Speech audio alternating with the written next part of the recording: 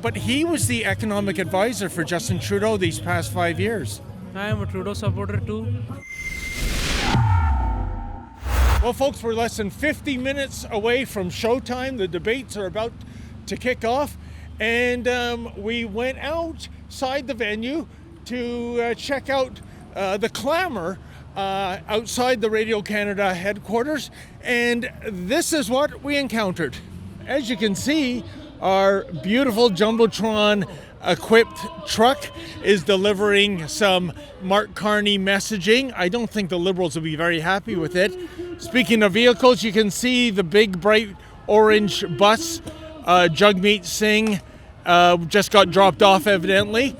And, I guess that is a perfect vehicle, I think, for Jagmeet Singh.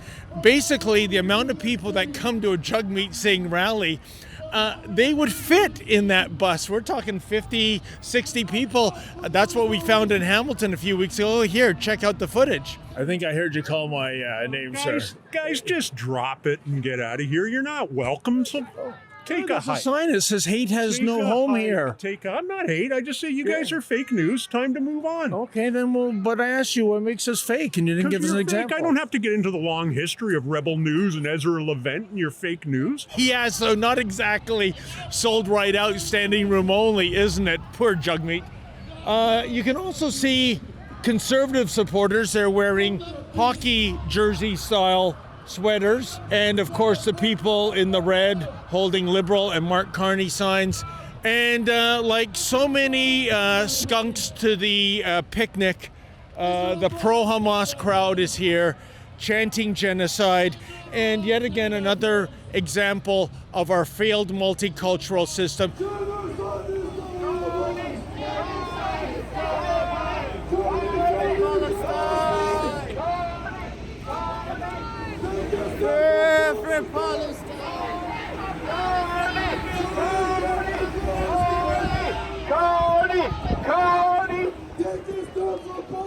Hey guys, how you doing? Can you make the case for Mark Carney for us? Sorry, I'm not commenting. Yeah. Oh, there's nothing to brag about when it comes to Mark Carney, or? No? Okay then. How about yourself, sir? Can you make the case for Mark Carney? I cannot comment. No comment. You know, it's very interesting, isn't it, folks? These guys have giant Mark Carney posters. This one has a bullhorn. And I simply asked an objective question, make the case for Mark Carney, and the answer was no comment. They're kind of channeling Mark Carney when it comes to the independent media.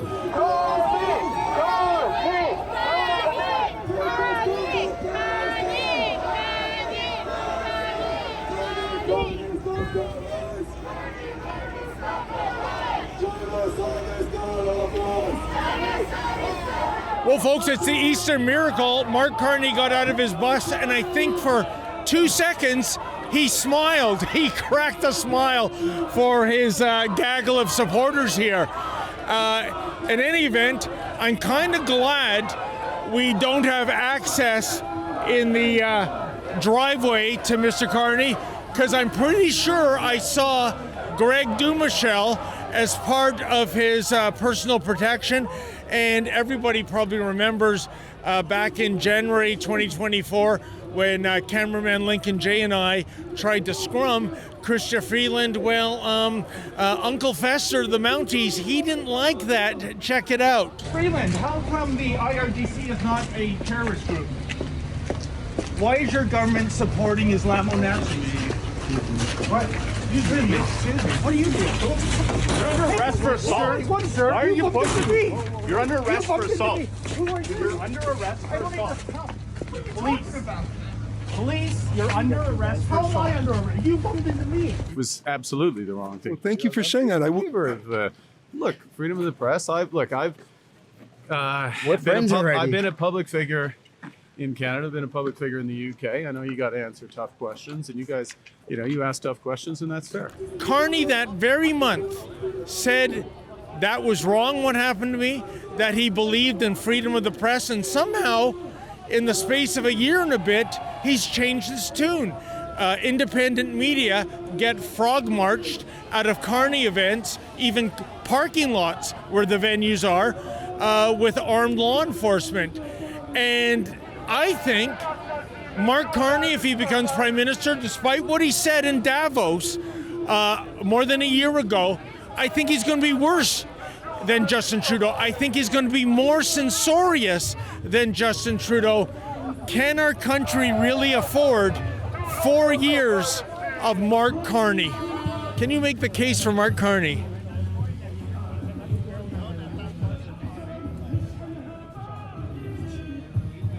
She's bobbing her head like a pigeon. I don't know what that means. How about yourself, sir? Can you make the case for Mark Carney?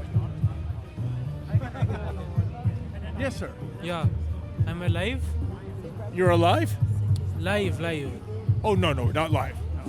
Okay. Yeah. So Carney for Canada. Okay, and why would that be, sir? Why do you support him?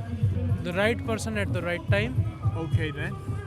But he was the economic advisor for Justin Trudeau these past 5 years.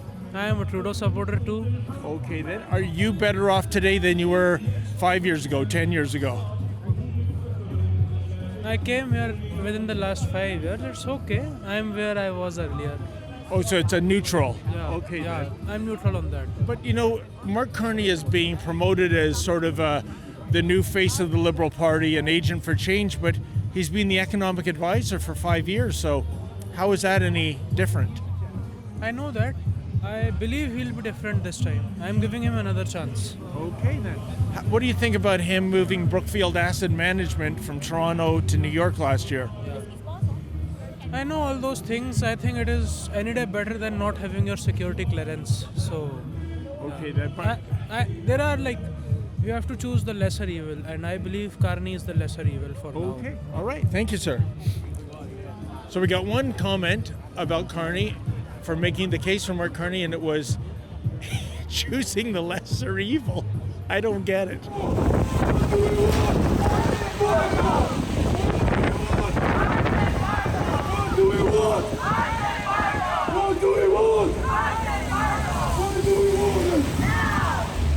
You support killing Palestinian children? Oh, are you talking to me, sir?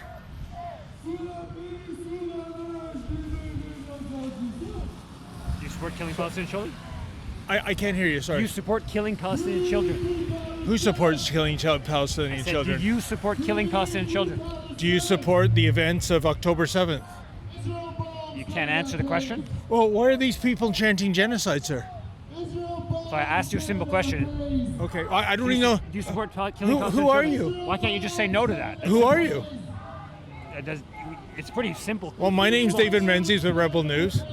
And folks, here we are, we're outside Radio-Canada, and you have Liberal supporters, you have Conservative supporters.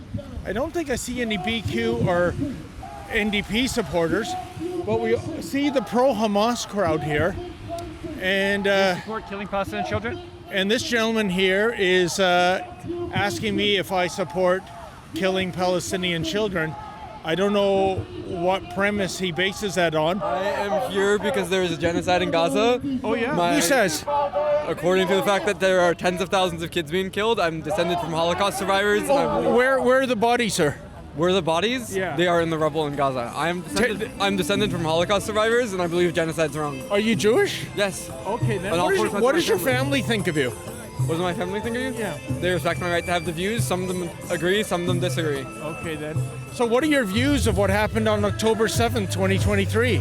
My views are that it was pretty horrific and that it shouldn't have happened, and that the decades of history leading up to that, where Palestinian people have been systematically slaughtered. If you look at Deir Yassin, if you look at the Nakba, hundreds of thousands of civilians have been killed.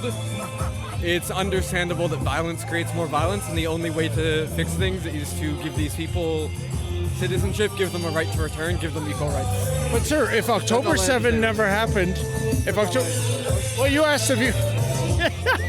I think maybe what's keeping them in check is the huge police presence, but is that really doing us a favor. You might recall less than a week ago, independent journalist Natasha, well, the police en masse went after this 120-pound woman.